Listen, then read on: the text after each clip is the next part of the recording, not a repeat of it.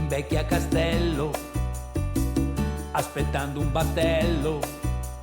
I problemi e i disservizi del trasporto pubblico veneziano sono il tema ricorrente di quest'estate. Una polemica rovente, ma che, come spesso abitudine dei veneziani, si arricchisce ora anche di una lettura ironica. Il cielo è sempre più blu di Rino Gaetano si trasforma in Salviamo la CTV, nel rifacimento inciso dal collettivo Terra e Acqua 2020.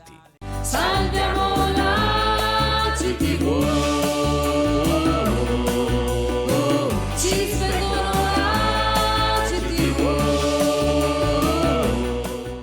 Come nasce questa canzone?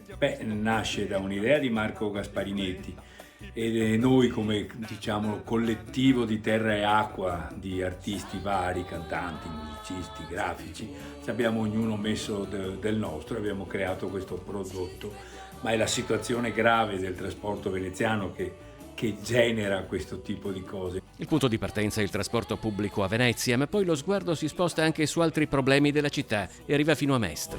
Chi vive in via Piave ha buttato la chiave con gli spacciatori che aspettano fuori.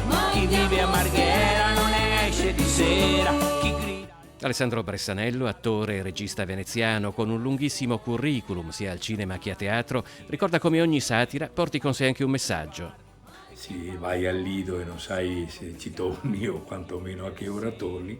Alla fine nel ritornello diciamo salviamo la CTV, perché questo è il nostro obiettivo, salvare la CTV dalla malonga mano dei privati che sta arrivando lentamente. Ci svengono la CTV.